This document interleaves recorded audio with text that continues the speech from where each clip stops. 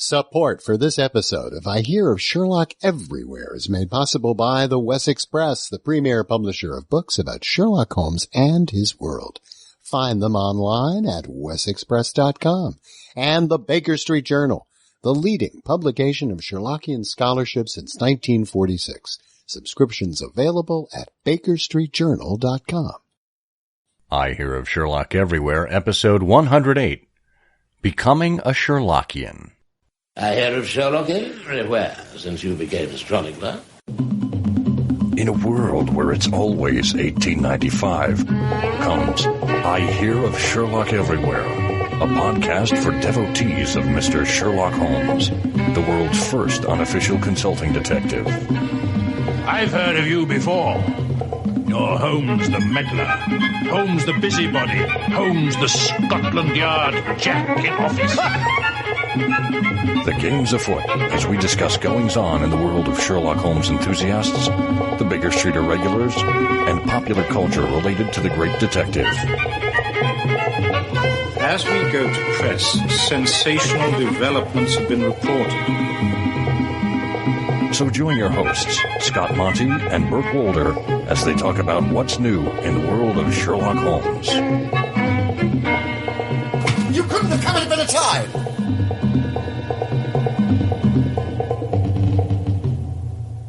Hello, and welcome back to I Hear of Sherlock Everywhere, the first podcast for Sherlock Holmes devotees where it's always 1895. I'm Scott Monty. And I'm Burt Wolder. And here we are together again, but not really. This is another one of those sleight of hand tricks that we're pulling on you. So sorry to do that. Burt isn't with me right now, although it feels like he is, and he'll be with you very shortly. Because what we thought we would do this time around is we would revisit two of the most popular episodes of I Hear of Sherlock Everywhere. You know, over the course of over 100 episodes, as we blithely stroll through our conversations and talk with guests, we've got all sorts of things that we're excited about. And yet, sometimes it's hard to forget that some people are brand new to this little hobby. And we thought we'd break it down and get into the basics of what it means to be a Sherlockian. And if you are a long-time listener of the show, you perhaps recall us doing at the very, very outset of this program some 9 years ago, episodes 4 and 5. So what we thought we would do is we would revisit those episodes, splice them together, and create an updated show for, well, maybe for those of you that have been with us for a while and haven't heard those episodes, or for those of you who are just joining us for the first time. This is the episode in which you can get all of the basics about the Sherlockian hobby. So, with that, let's get to our first sponsor, and off we go.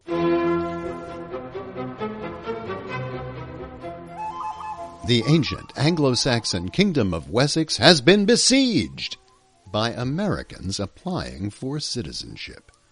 If we had a website, it would have crashed by now. Sadly, your application must wait until we finish converting all our road signs to Classic Britannic, our ancient ancestral Celtic language. But the weeks will fly by when you open your copy of A Curious Collection of Dates Through the Year with Sherlock Holmes from our Wessex Press. Its 352 pages highlight every day of the year with significant events from the Sherlockian universe. And New Year's Day is the perfect time to turn to page 1. Friends, it's the time of year when yellow leaves, or none or few, do hang upon those boughs which shake against the cold. In these days of autumn splendor, reach for the pleasure only a volume from the Wessex Press can provide. Choose yours today. Now this week, we wanted to kind of step back and cover some basics because we realized after we released 3 episodes, we've got 2 interviews there. There's one with Mike Burdan, which you just heard last week, regarding his submission to the Baker Street Journal. There's the interview with Mark and Steve of Wessex Press to talk about their own endeavors as a small publisher and, more importantly, about their roles as conference organizers for the upcoming from Gillette to Brett 2 conference in Indianapolis this November. And the first show was just an introduction of sorts to give you an idea of what we would expect out of the show over time. And we got some comments from our listeners, and we thank you very much. And we realized that there's a bit of a gap here, that we really need to cover some basics of what the Sherlockian world is all about, so that we're all kind of on a level playing field. And we realize that people will be joining us with different levels of experience themselves, or will come to us just out of curiosity. So we'd like to make sure that everyone has the same level of knowledge to begin with, so that we're all kind of speaking the same vocabulary, and that, quite frankly, we give you, our listeners, the most information that we can about what's available to you out there, and some things that you should be considering if you haven't already. And that's been, I think, a little bit of a challenge for Scott and I in preparing for this particular conversation, because it's not quite clear, how basic is basic. We're sort of thinking that anyone who is listening to us now has some interest in Sherlock Holmes, and with all of the resources on the internet and in the library, and in simply coming across the stories during the course of your education, there would be some sort of basic knowledge. So it's been a bit of a challenge for us to think about how basic to be this evening. But I think, we have a good scheme in terms of what we'd like to talk about. Well, if I could, I'd like to read a couple of comments we received on the blog, or email comments that were sent in. And as a reminder, you can reach us pretty much any way you can think of. You can give us a call at area code 774-221-7323. That's 774-221-READ. You can send an email to us at at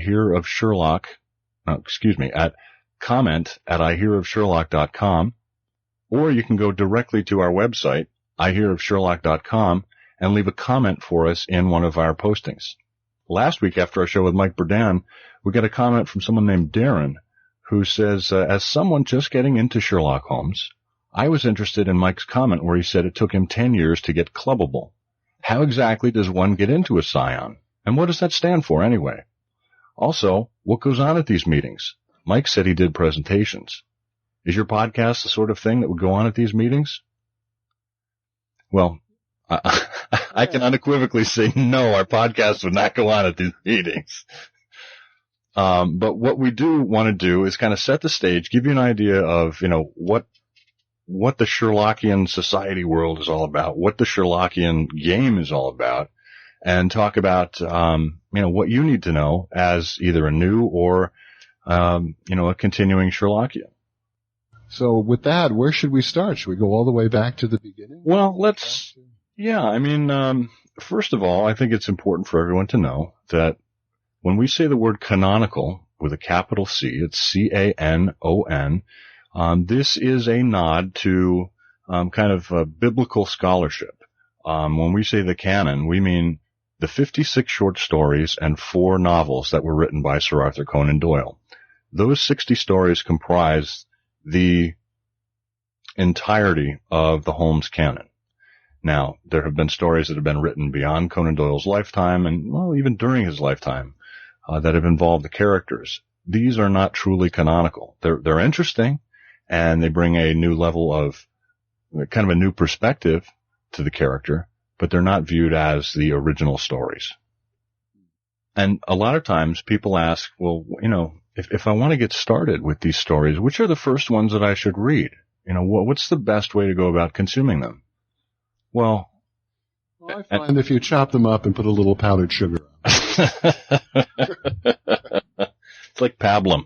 It is, but there's no sort of right answer or wrong answer. Well, exactly. That's exactly what I was just going to say. You can read them any way you want. Like Bert, how did you first read through all 60 stories? What was your methodology? Well, I never had one.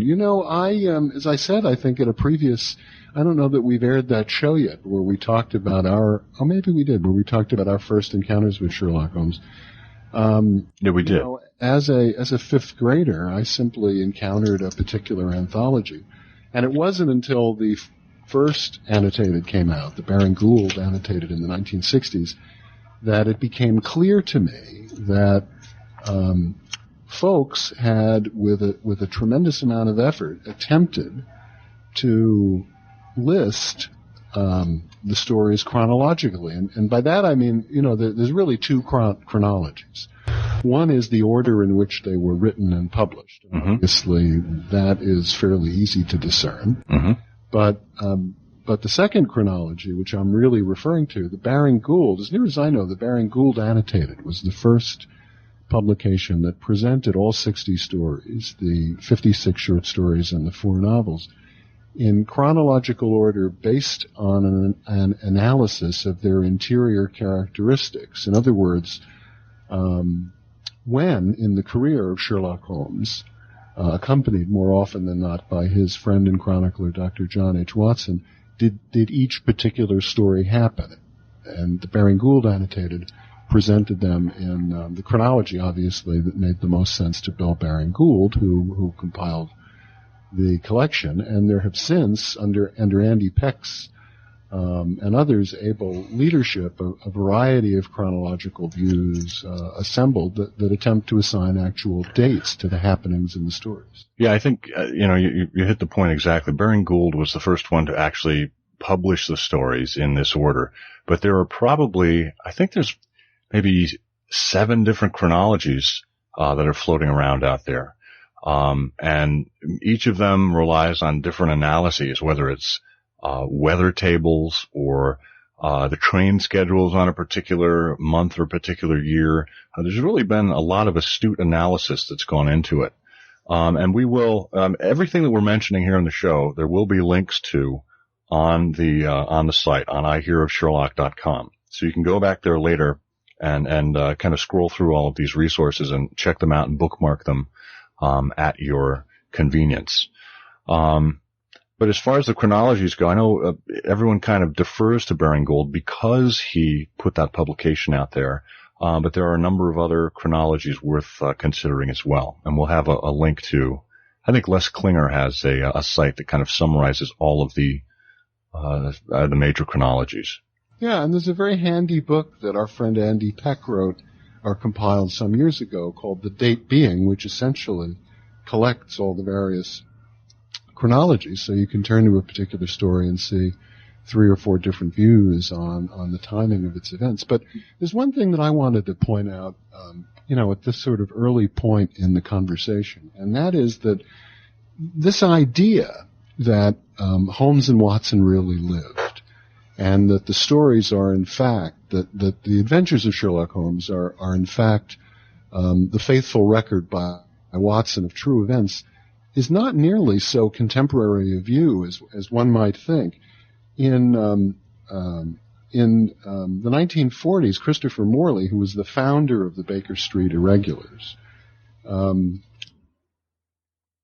edited a book that Scott mentioned last time, Sherlock Holmes and Dr. Watson, a Textbook of Friendship. And in his introduction to this particular book, which was a collection of stories and essays geared towards younger readers, which is it's a lovely book to have. One of the first things that Chris Morley remarks in his introduction is the pervasive illusion of the reality of these people and these events. He writes, the illusion is so persuasive that all readers everywhere have instinctively agreed to think of Holmes and Watson as actual people. The habit is now well established. The Sign of the Four was scarcely published in Lippincott's magazine of February 1890, when a Philadelphia tobacconist, I expect, says Morley in parenthesis, it may have been John Middleton, wrote to Conan Doyle asking where he could obtain Holmes's essay, quote, upon the distinction between the ashes of the various tobaccos. Even in recent years, the editor of an important Swiss newspaper, Morley writes, the Journal de Genève, was still receiving requests for the issue of May 6, 1891, which was supposed to contain an account of Holmes's death in the Reichenbach Fall. And he goes on and also mentions a little anecdote about Robert Louis Stevenson recounting on his island in Samoa to the local people there the story of the engineer's thumb.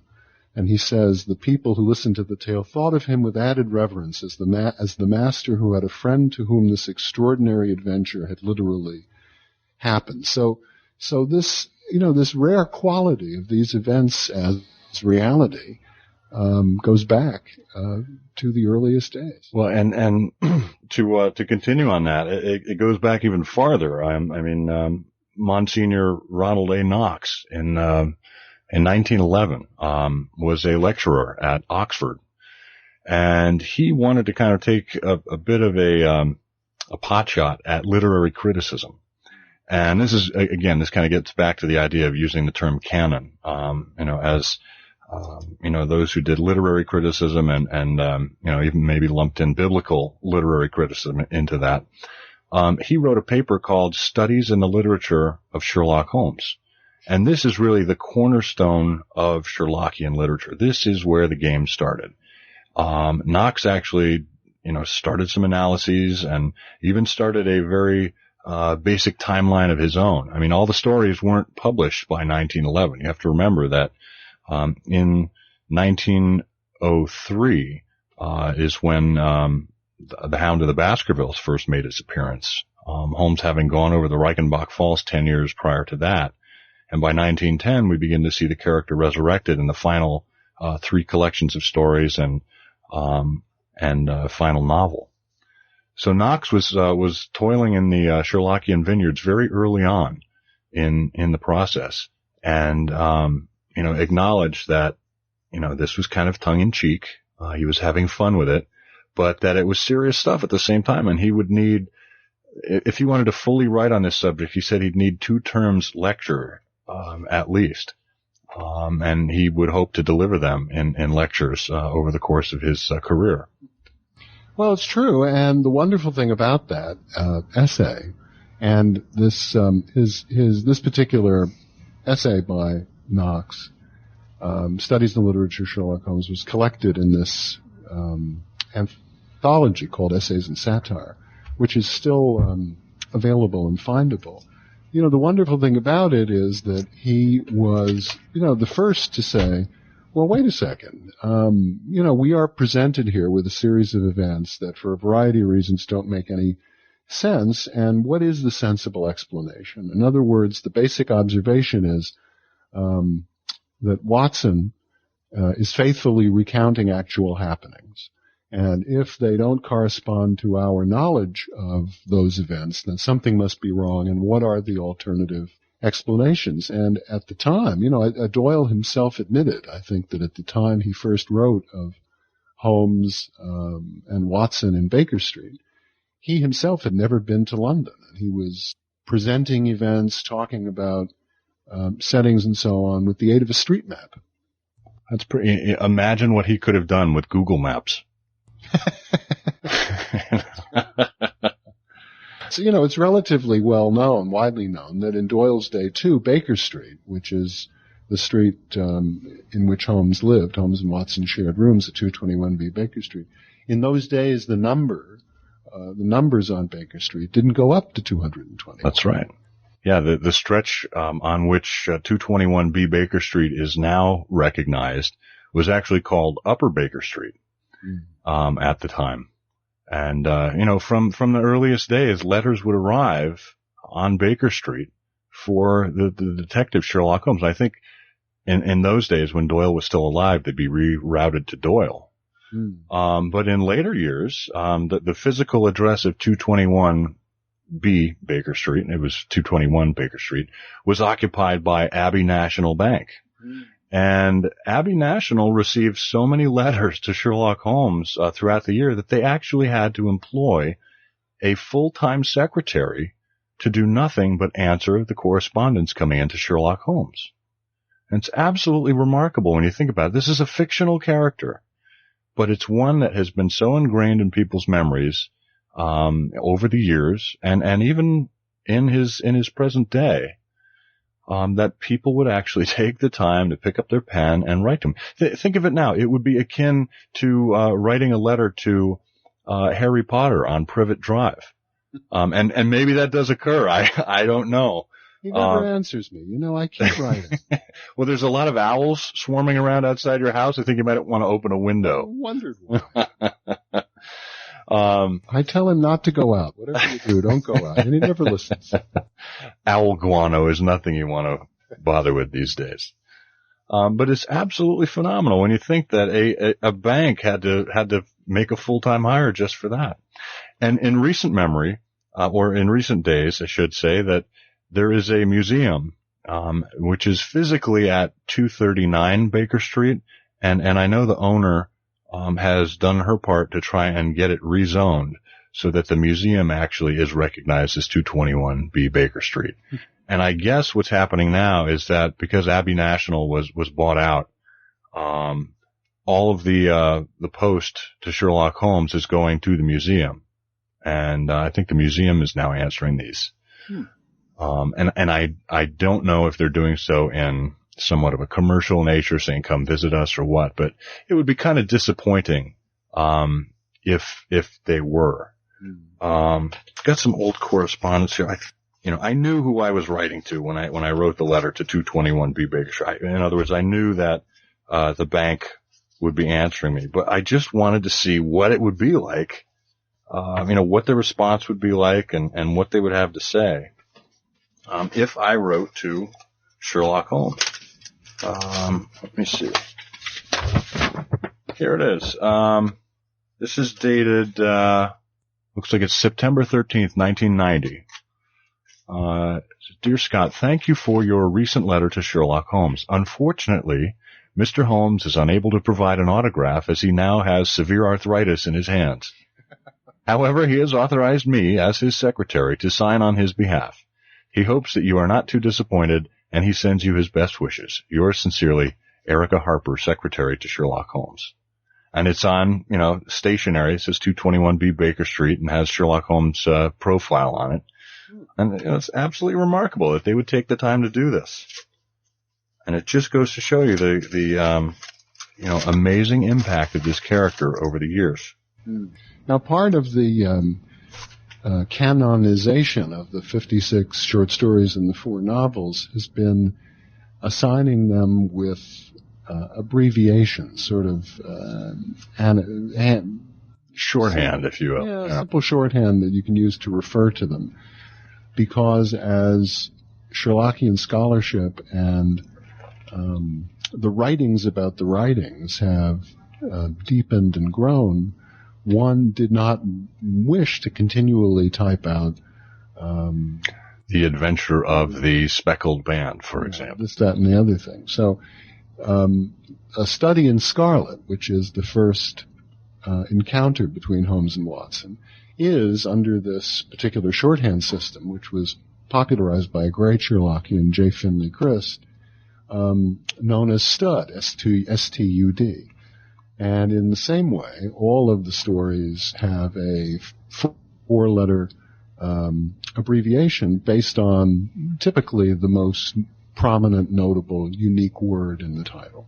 And that abbreviation list, I think, is sort of readily findable on the internet. Yeah, I'll actually provide a link there because if any of you happen to read my blog, the Baker Street blog, every headline for every entry is a canonical quote.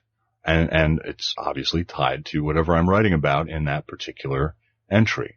And I will note after the quote the 4-letter abbreviation of the story from which I took the quote. And because again, I realize not everybody has passing familiarity with these 4-letter abbreviations. I've provided a link on the sidebar of the blog. I'll provide the same link to you on the podcast website as well. And, I went into a tattoo parlor and I actually wanted to get Study in Scarlet tattooed on my arm, but I'm kind of spindly, so the full title wouldn't fit across my arm, so I had them use the abbreviation, and now it has the added benefit of actually, kind of marking my prowess. That's why you get those admiring looks in the gym. Yeah. Now, I'm joking. I don't have a tattoo. It happened at a piercing parlor. Oh, good. No. So that's, sort of, a general romp through the early days. It really did begin with Ronald Knox, and then things reached a critical mass in the 1930s, at least in the United States, with the founding of the Baker Street Irregulars by Christopher Morley. And I think it's worth saying that for Morley and for Finley Christ and for many of the very earliest Sherlockians, in addition to the great believability of the tales of Holmes and Watson, there was the added element of nostalgia. Morley was born in 1890. He was a Rhodes Scholar. He traveled in Europe. He was widely read. And after his education, his early career was colored by periods of being a bookseller, working for a large publisher, doing a newspaper column, as his income from his own writings, gathered steam. And in the 1920s, he was involved in theater.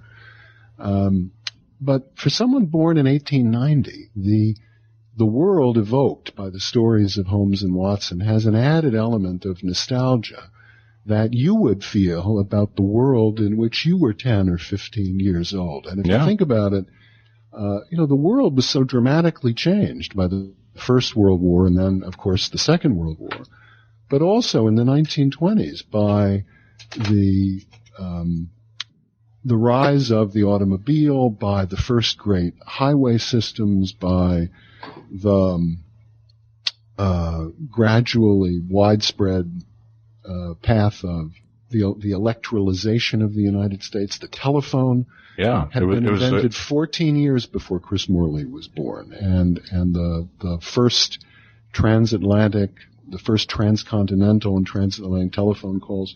So from the standpoint of 1933, 1934, a 44 or 45-year-old person would look back at the gas lamps and the horse-drawn cabs and the foggy streets of London with more than just the charm of that magnificent literary creation, but also a very real nostalgia for their own days as young people. And when you think about it, it's compounded by the fact that Conan Doyle died in 1930. And he was a contemporary of these guys who, started with this passion and founded these societies, or started, this game of literary criticism. That this is, I like to compare it for our younger listeners. I like to compare it to the Harry Potter craze currently going on. Think about growing up with the Harry Potter stories, or, go back a few generations, pick another, major, literary figure that was up and coming during your childhood. And think of the impact that has on society. And I know, with Harry Potter having just been released, Harry Potter 7, just been released, people are clamoring for this. And the Harry Potter series has done its part to bring reading back to the younger generation and to, really create a world, as it were, where people can get into. And I wrote on the blog, a couple of months ago about this cottage industry that's sprouted up alongside the Harry Potter stories. There's been over 190 books that have been published about Harry Potter. And that's separate from J.K. Rowling's 7, let's call them canonical books.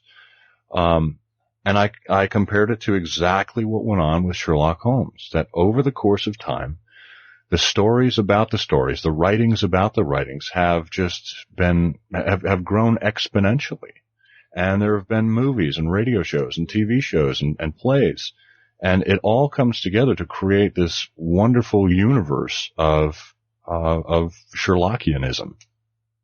I think that's a terrific analogy. And, however, there's some really unique things, unique dimensions about the Sherlockian world. And, two are Holmes's use of scientific method and also Doyle's great innovation in terms of the series that he conceived. So I think the Harry Potter analogy is very well taken. But one of the things that Potter is obviously a fantasy. The thing that made the Holmes and Watson tales so compelling and compelling to this day is their absolute believability. Holmes, after all, brought to bear the scientific method at a time when, through decades of preceding scientific developments and engineering achievements, the idea began to be more unconsciously thought of than not, that really there was no problem to which man could not put his mind to that was not capable of finding a solution. I mean, after all, in the early part of the century, Einstein's musings and thought experiments about relativity, the engineering triumphs of the day. So here's Sherlock Holmes, by all intents and purposes, an ordinary man,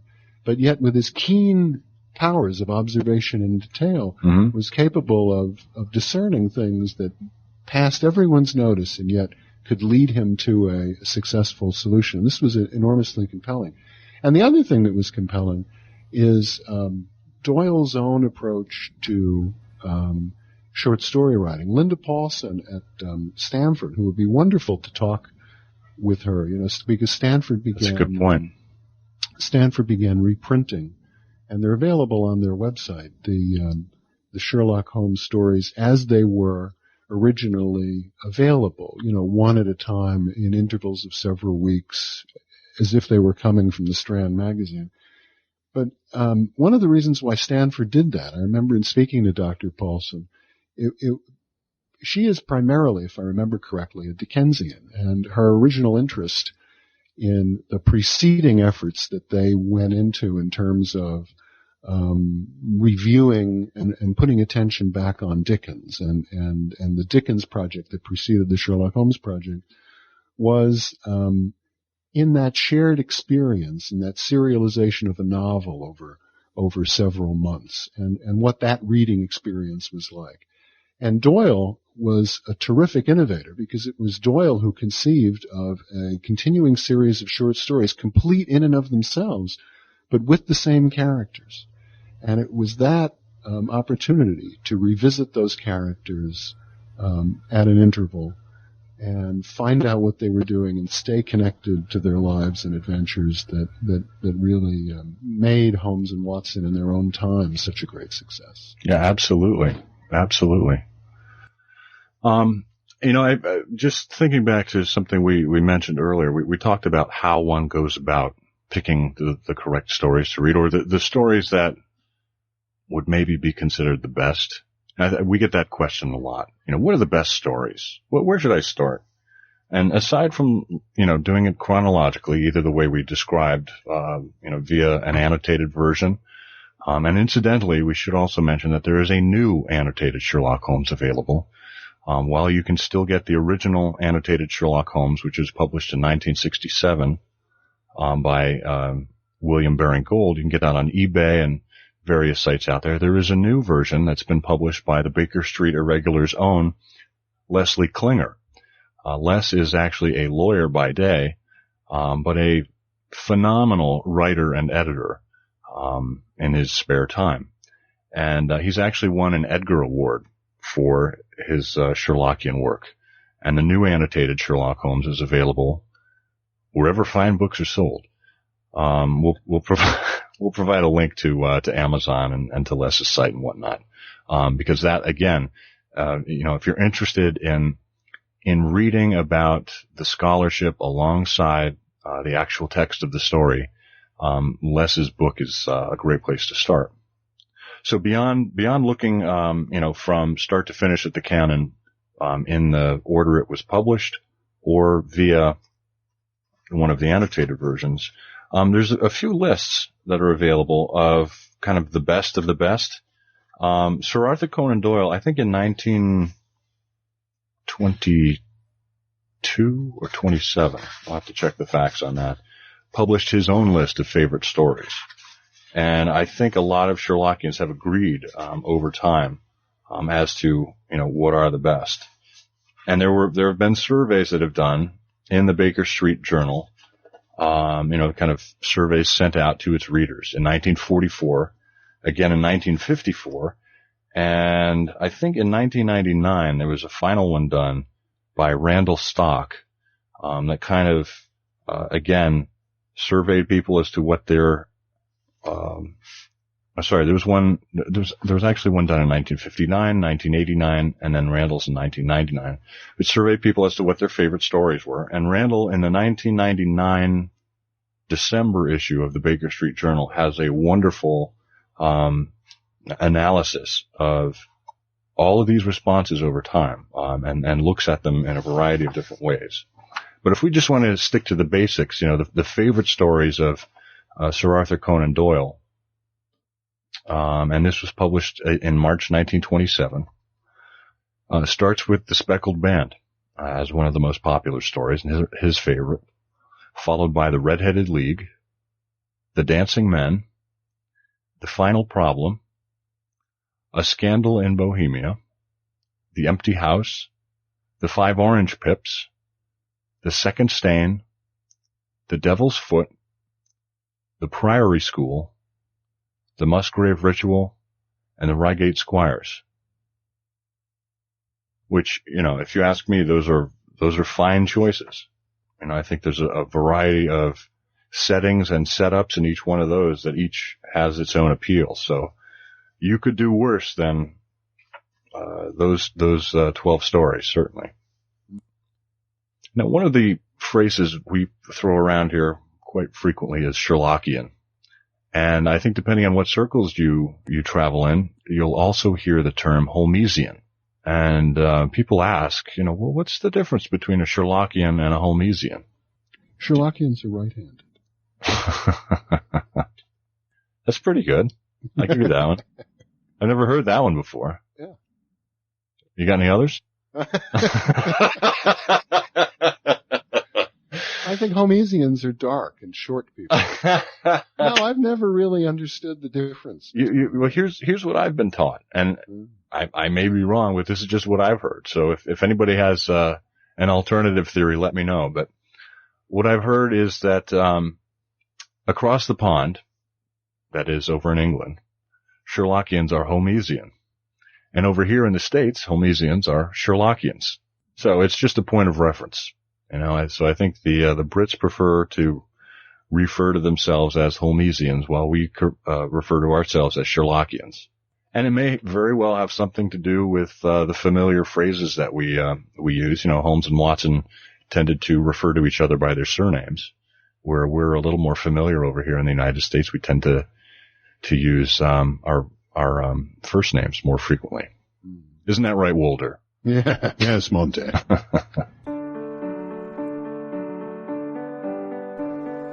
Well, this seems as good a spot as any to pause and talk about our next sponsor.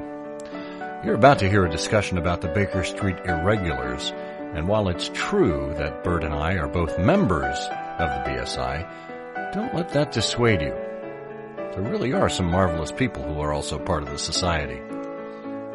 One of the most important things that the BSI does is it publishes a wide variety of material. It's probably most widely known for the Baker Street Journal, which was started in 1946 under the capable editorship of Edgar W. Smith. And every quarter since then, more or less regularly, the BSJ makes its ways to mailboxes around the country and around the world, packed with a healthy variety of Sherlockian scholarship, observations, humor, publications, and more. But the BSI doesn't just publish a journal. Oh no. The Baker Street Irregulars Press includes the BSI Manuscript Series, where the original manuscripts of the Sherlock Holmes stories are reproduced, along with essays about them. And the BSI International Series, where you get to read musings of Sherlockians from around the world, or is that Holmesians around the world, including Japan, Australia, Spain, and more. And the BSI Expedition Series tracks the essays and talks given at the quadrennial BSI sojourns across the United States. The beauty of every single one of these fine publications is that you don't have to be a member of the BSI to take part in it. Here, thanks to the Baker Street Irregulars, you have access to every kind of scholarly Sherlockian writing you could ever wish for. Head over to BakerStreetJournal.com and pick up a copy of any of these and more.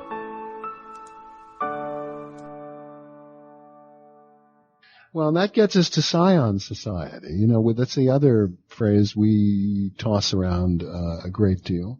The Baker Street Irregulars was formed in the 1930s by Christopher Morley, who was an inveterate former of clubs, a very clubbable and collegial fellow who liked nothing more than long lunches with like-minded spirits and bottles of spirits. Who would accompany those lunches were even better than not. And the Baker Street Irregulars dates back to one of those luncheon gatherings that Morley had in the 1930s. It did not take long for other groups to establish themselves in various cities and towns, not the least of which because the early constitution and bylaws of the Baker Street Irregulars practically encouraged such gatherings by making it clear that basically any meeting of two like-minded Sherlockians or Holmesians could count as an official meeting of the Baker Street Irregulars. And so Scion societies, and Scion, you know, I think the derivation of the word Scion is twig. That's right. Sprang up, and I'm embarrassed to say I don't remember what the first Scion society in the States was. Was it the Speckled Band?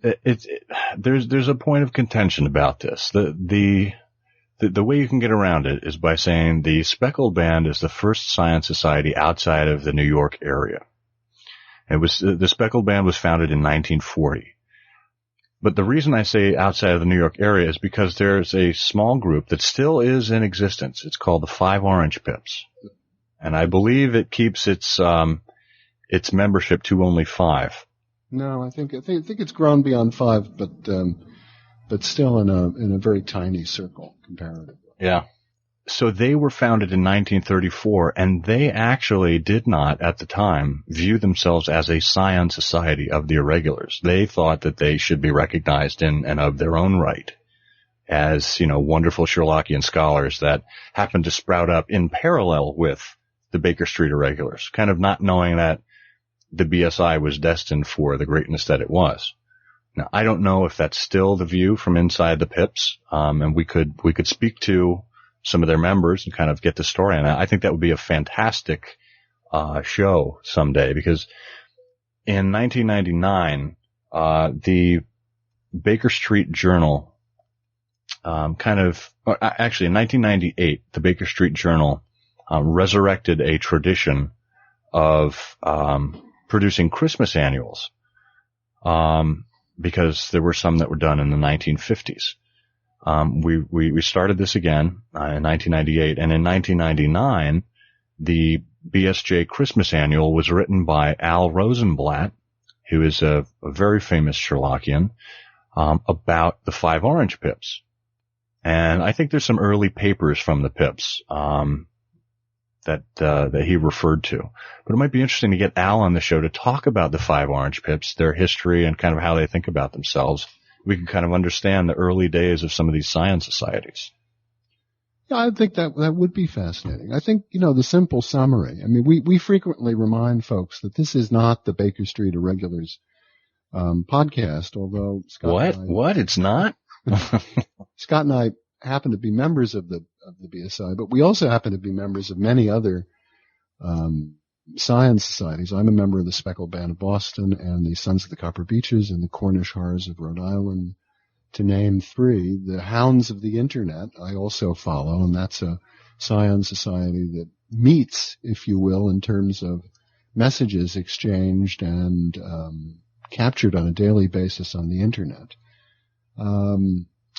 But the general gist here is that the Baker Street Irregulars, while now encompassing certainly several hundred people, and you can find a list on the Internet. Peter Blau has a list on the Internet of all of the so-called investitured members of the Baker Street Irregulars. While the Baker Street Irregulars today, almost 75 years after its founding, has certainly grown larger, it has not grown more formal. In other words, it is not an organization that really collects dues and campaigns or canvasses for members. You know, it's informal almost to the point of non-existence.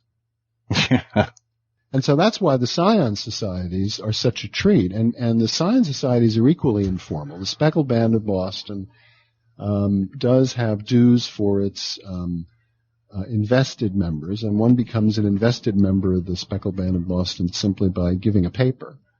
Well, first you need to attend an event, yes. Attend a dinner, make sure that it's right for you, and then you'll be allowed to give a paper. And why don't you talk about the Copper Beeches? I think they've got a very interesting system.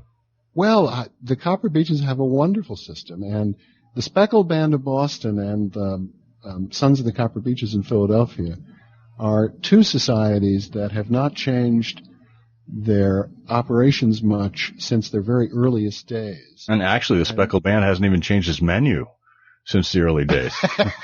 That's right. And in fact, they're still all male. That's right. Whereas the Baker Street Irregulars was an all-male group up until the late 1980s when Tom Sticks, the leader of the Irregulars was Chris Morley. But Morley's sense of these gatherings was really an opportunity to see his friends to talk about things that they and others had in common in terms of their appreciation, their tastes, their interests, their sort of like-minded view about the world and literature. The idea that these circles would extend more widely to people whom you might consider to be fans was, frankly wearying to Morley. It's kind of anathema to him, absolutely. Yeah, and that's why Edgar Smith had such an important role. Edgar, as commissioner cum buttons of the Baker Street Irregulars, really was the sparking plug. Because as we've said in the past, in addition to being the international executive for General Motors after World War II, he was an executive, he was a manager, he had an office, he had a secretarial staff. And so he really kept the thing going. He was succeeded by Julian Wolfe, who was succeeded by Tom Sticks, who was succeeded by Mike Whalen, and who is the current head or Wiggins of the Baker Street Irregulars today.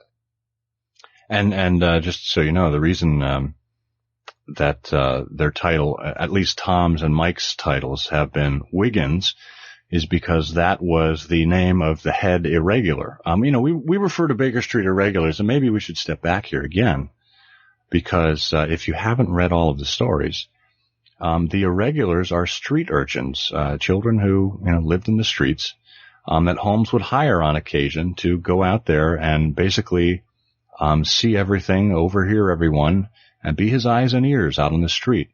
And because they were basically not noticed by people. It's very similar to the social situation we have today, where homeless people are, seemingly invisible from folks who pass them on the street every day.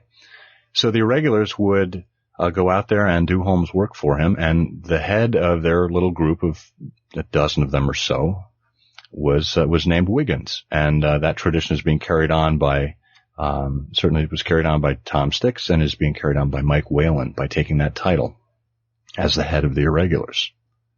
Now, and also we shouldn't keep this U.S.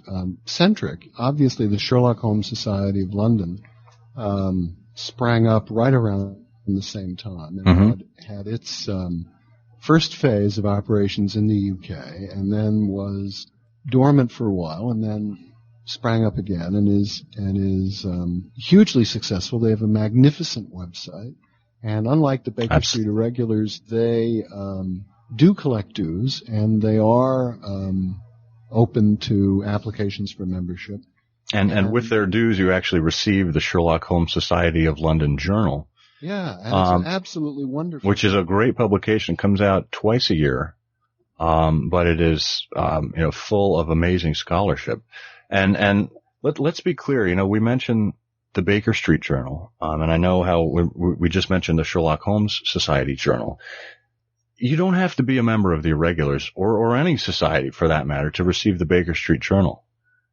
And in my opinion, everybody should be receiving the journal who calls themselves a Sherlockian, because this is the premier publication of Sherlockian scholarship. And the nice thing is we have available on CD-ROM, I think it is, or on DVD or on some digital form. Yep, CD-ROM. All of the journals back to the very first ones. So Absolutely. You can actually go back to those those first days and not only read all the papers, but see the growth over the years. Right. It's a fascinating interest. And, to cover Bert's international outreach, I think we've got a lot of very astute and erudite friends up in Canada who make up the bootmakers. That's just one group. There's a number of groups up there, but we'll go with the biggest one in certain countries. The bootmakers of Toronto. And they have their own major publication, which again is one of the most heralded in the Sherlockian world. It's called the Canadian Holmes. And I'm pleased to say that they actually just got themselves a website. And it was due in part to this podcast because we received a note from Peter Calamai up in Ontario mentioning that, we didn't link to the Canadian Holmes as one of the major publications that we referenced in the last episode. And he said, is that because, you forgot about us, or is it because there's no website? And I responded, it's because there's no website. I can't very well link to something where there's nothing to link to. And he evidently brought that up to the powers that be, and Chris and Barbara Roden actually put together a wonderful website for both the bootmakers and the Canadian Holmes. It's a good example, and Chris and Barbara too, in addition to being great Sherlockians, are also great Doyleans. That's right. In that the life, the career, the writings, the events in the life of Conan Doyle, and they have done an enormous amount of scholarship on Doyle's life and times, and Doyle as a literary figure. Mm-hmm, mm-hmm. Sherlock Holmes is also huge in Japan. I think they've got over 2,000 members of their, biggest society there in Japan. You'll also find groups in Australia, Germany, certainly Denmark. Yeah, and in France, the Société de Sherlock Holmes de France, then in fact, Thierry Saint-Journet is going to be a guest on one of our shows within the next couple of weeks, which we're really looking forward to. Mm-hmm. So we'll find out. Well, let's be clear. We'll record him in the next couple of weeks. We don't know when he'll air, but yes, look for him on the air. In the days ahead, and we'll find out the continental view. Absolutely. And there's Sweden, Italy, a number of countries that not only have societies but that have produced great scholarship. And Peter Blau has a list of Sherlockian societies that you'll find in the show notes that's available on the internet. Absolutely. Now, people want to know about how can they go about joining? And, well, as Bert and I were just discussing, there's different methodologies for everyone. Each has its own process. Most of them are entirely informal. You show up at a meeting, you see some other people, you have a great time. Again, these are people that all have the same interests, and whether or not you're talking about a story, and there's some expert up there giving a paper, or if you're just there having, sandwiches and soft drinks or not so soft drinks, as the case may be, it's just a great way to get to know people in this field and to start expanding your own knowledge about it. That's how I got started. I knew virtually nothing other than having read a few stories and started showing up at these meetings and learning from other people, and kind of tapping their brains. And it just sets off a chain reaction. If you're curious, there's definitely ways to find out more. So I guess the next question would be, well, how do I find out about, when their meetings are held or, where I can go? Is there one in my area? Well, Bert just mentioned Peter Blau's great list of societies. That's sorted geographically, so you can scroll through that and find your own area. But as far as actually knowing when these events occur, a guy a Sherlockian in New York by the name of Ron Fish. Right, Ron has keeps a wonderful calendar of events. It's a Sherlockian calendar of events. And he's basically the central clearinghouse of everything that's going on in the Sherlockian world. People send him their events and he updates his site. And we'll send a link out to that as well. And then two newsletters that you can subscribe to that typically contain updates in terms of, well, art show openings or theater happenings or, a major event going on in this city or that. One is the District Messenger, which is written by Roger Johnson, and this is an adjunct publication of the Sherlock Holmes Society of London.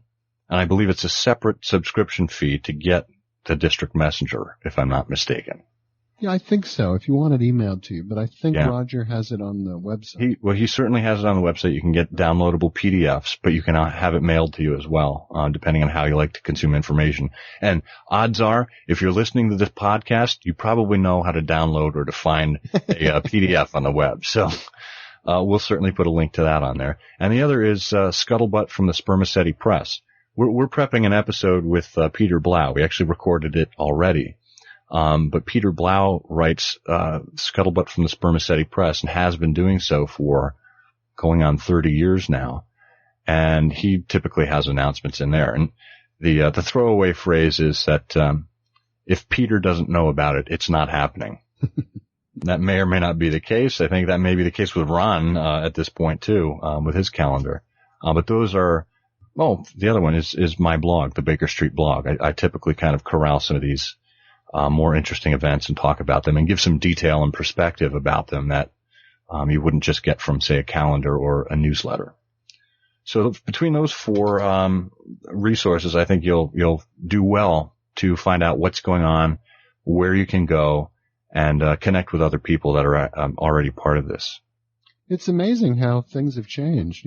This required an enormous amount of digging and research and telephoning back in the day when I was certainly first getting connected to Sherlockian. Yeah, even when I was too. That, you'd write to, you'd find this list. There's a book I have where I referenced Doyle's favorite publications. It's called The Baker Street Dozen, and it was published in 1987. And at the back, there's the list, and actually it's compiled by Peter Blau, of the Sherlockian societies.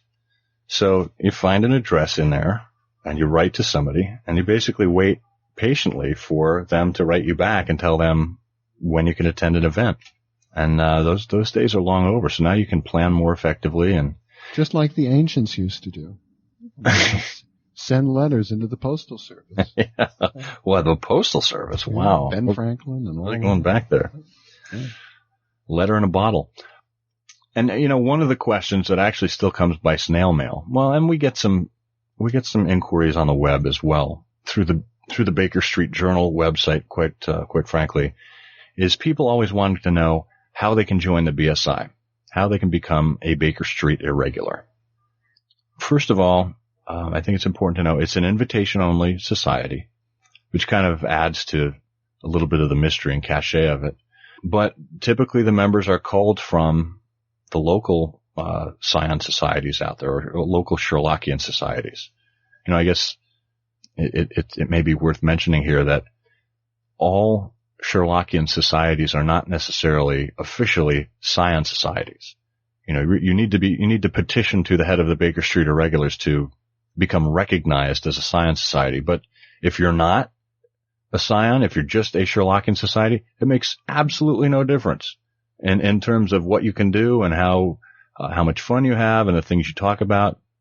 Doesn't mean a thing. It's just kind of a rubber stamp and a nice official document that you get. It's been, a real challenge for organizations like the BSI that were founded at a very different age under a very different circumstance to adjust to some of the cultural changes and differences. Mm-hmm. Particularly with the popularity of Holmes in the movies and on television and in various media, the aspects of the character that catch people's imagination are vast. Mm-hmm. Mm-hmm. I think, the challenge for the Baker Street Irregulars has been to remain focused on its roots as well as look forward to the future, and as its heart, the Baker Street Irregulars is a literary society. That's right. Focused on the 56 short stories and 4 novels written by Sir Arthur Conan Doyle, whom we presume to be the literary agent, because we know they were actually written by Dr. Watson, about the life and adventures of his colleague Sherlock Holmes. And, looking at the activities of the Scion societies and the folks who engage in, those local events, that I think is more the sensibility and focus of the Baker Street Irregulars. But as I said before, it's an organization, that collects no dues and is as close to non-existent as one could possibly imagine an organization to be. And its major event, true today as it was in the days of Chris Morley, is a dinner in New York on the Friday closest to Holmes's actual birthday of January 6, 1854. And another big limiting effect today is the fact that it's tough to find a hall where you can get several hundred people in for dinner. For most of the decades of the Baker Street Irregulars, this was a dinner that was for 40 or 50 people, and it's now gotten to be close to 200. So it's the BSI weekend, as it's called, is open to anyone. The only thing that's off limits, if you don't have an invitation, is the BSI dinner. But there's events that go on from Wednesday. They start with the Chris Morley Walk on Wednesday, and then there's typically a meeting of the adventuresses of Sherlock Holmes on a Wednesday evening. It's their Ash Wednesday. And then there's typically some informal lunches that occur on Thursday. The BSI Distinguished Lecture Series has been occurring on Thursday evening. Friday morning, again, kind of, informal breakfast. The William Gillette Luncheon, which originated as a lunch for out-of-town visitors, because in the earliest days, even though a number of irregulars were from in and around the tri-state area, there'd be some that came in from farther afield, such as Boston or Ohio or what have you. And the William Gillette Luncheon was founded with the idea of getting these out-of-towners together before the dinner. And then on Saturday morning, there's a great opportunity to, kind of get your Sherlockian wares, get your Sherlockian fix from the vendor's room.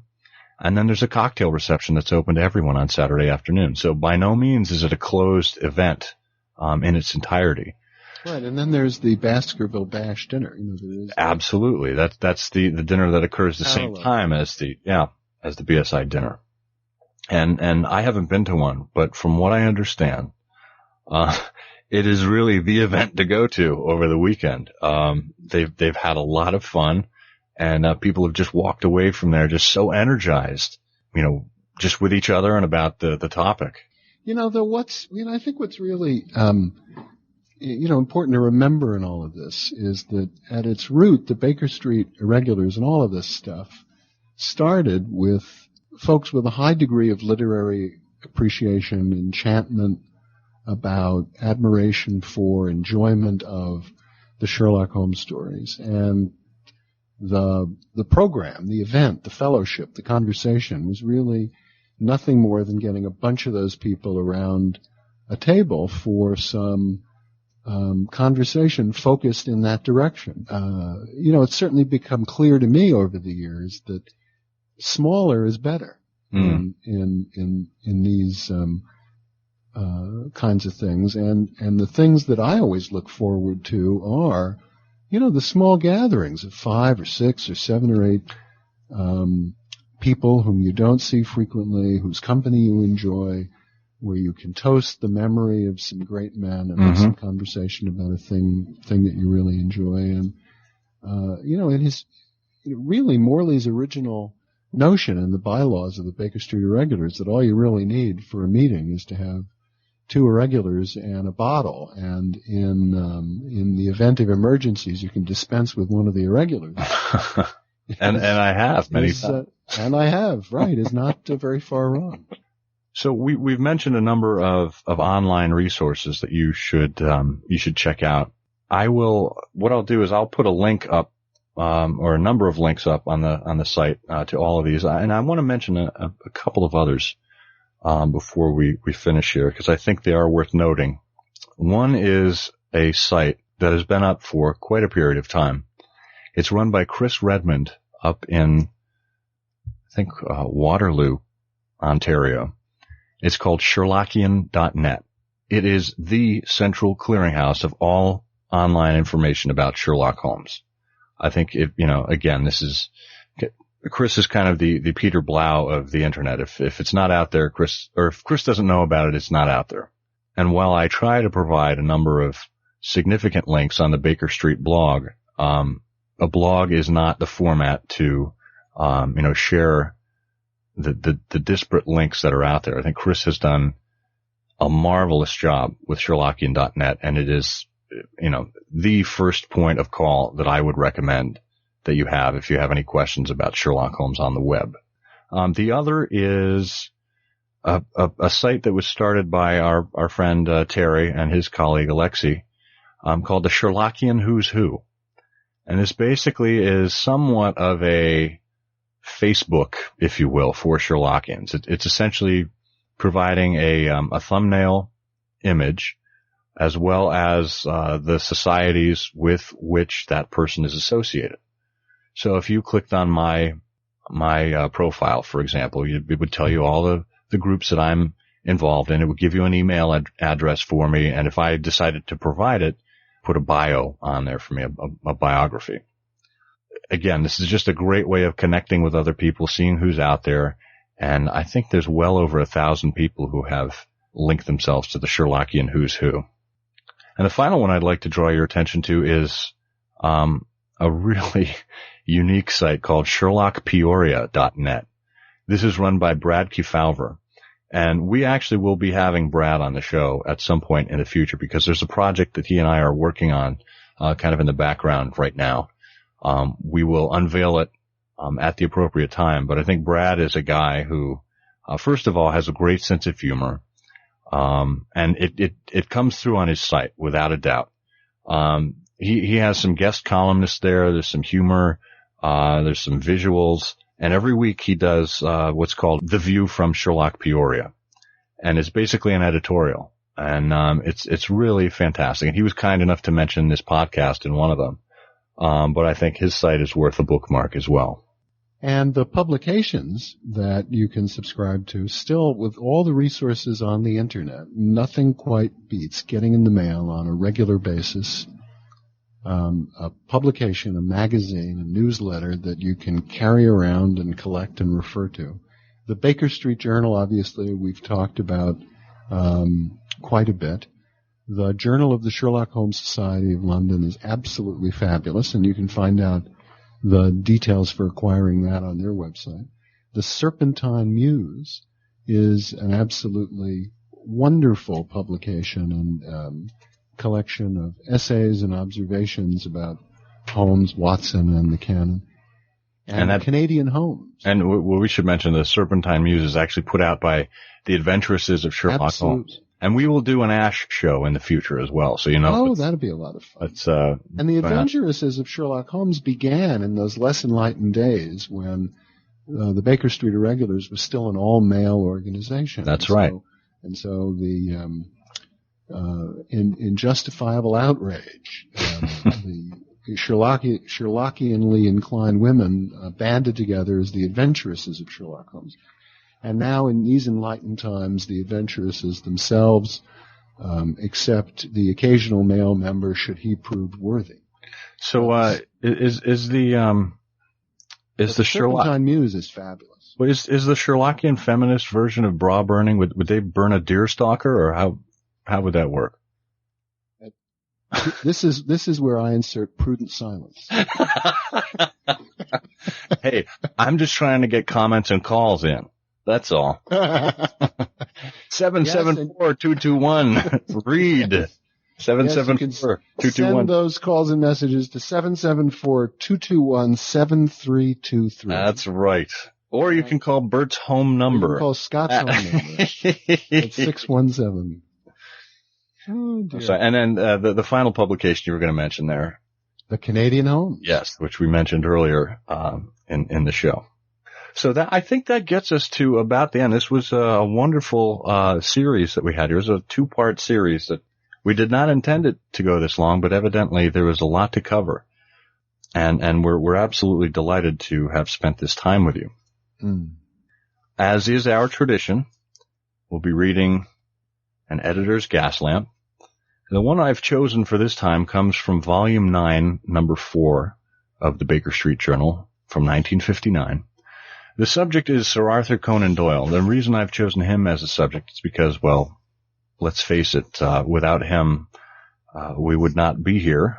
And, you know, we talked a little bit about the game and how we recognize Doyle as, quote unquote, the literary agent of Dr. John H. Watson. But it is to Doyle that we owe our, lifelong hobby. On the blog on July 7th, I wrote about Doyle's passing. He actually passed away on July 7th, 1930. And this year, it was July 7th, 2007. That's 7707 for those of you keeping track. And it's 77 years since Doyle's passing.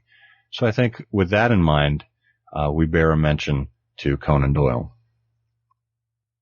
Last May, the world paid tribute to the memory of a great man on the occasion of the 100th anniversary of his birth. That man, Sir Arthur Conan Doyle, was a parafit, gentle knight who jousted bravely in hopeless causes which were not always lost, a bold essayer of the impossible and the incredible, an eager questing soul whose achievements in a fantastically varied field of endeavor won him the love and admiration of all who knew him, and those as well to whom he was no more than a name and a reputation. He was an innovator and an inventor, a crusader for bright and often quixotic ideals, a spinner of yarns for their own sake, and a superlative historical novelist, a pioneer in the field of science fiction, and a versifier who was almost a poet, a champion of virtue and justice to righteous-minded that smugness lay just around the corner, and, since art in the blood is liable to take the strangest forms, a dedicated spiritualist and an undedicated ophthalmologist. He was a giant of a man in every dimension and in every way. We irregulars think first of all of Dr. Doyle as the entrepreneur who gave the light of day to the tales that Dr. Watson wrote about Sherlock Holmes. We think of him next as an author in his own right, the wielder of a trenchant pen who created a world of fantasy verging upon fact, peopled by characters who have come alive. At the top of the list of his heroes stand Brigadier Etienne Girard and Professor George Edward Challenger, and close behind them are such stalwarts as Rodney Stone and Samkin Aylward, Sir Nigel Loring and Micah Clarke, Captain Sharkey and the Croxley Master. A goodly company all. And there were a few other authors who come to mind. One can only think of William Shakespeare and Charles Dickens, who invented men and women and breathed the life into them in quantities and qualities to stand comparison. We may be sure that Sherlock Holmes and Dr. Watson read all the tales Sir Arthur wrote and looked with great interest on all the other things he did. His dogged defense of Idalgy and Oscar Slater, his rationalizing of Britain's deeds in South Africa, his introduction of skiing into Switzerland, his advocacy so many years before the time of helmets for soldiers and of amateur assistants for Scotland Yard. No wonder Watson turned to him for help. It was his great good fortune, and Sherlock Holmes's too, that such a man as Dr. Doyle should have stood beside the menage in Baker Street as he did, and that he should have lent the glamour of his name and the discernment of his editorial pen to the glory of the fabled scene. The world was full of Sir Arthur Conan Doyle last May. It seems more fitting somehow that we should pay him now the very special tribute that we feel when the tumult and the shouting have quieted a bit, so that our own irregular voices may be heard more clearly in his praise. Well done. It's great to hear that. I always love going back to those gas lamps. I think Edgar, again, and we've talked about this before, was just a marvelous writer, and he just manages to capture so much of the the emotion and the sentiment behind so much of what we all instinctively know and put it into words. Well, and we've put quite enough into words for one evening. Indeed. And we thank you for joining us. So until next time, I'm Scott Monty. And I'm Burt Walder, and the game's afoot. You know, I'm afraid that in the pleasure of this conversation, I'm neglecting business of importance, which awaits me elsewhere. Thank you for listening. Please be sure to join us again for the next episode of I Hear of Sherlock Everywhere, the first podcast dedicated to Sherlock Holmes. Goodbye, and good luck, and believe me to be, my dear fellow, very sincerely yours, Sherlock Holmes.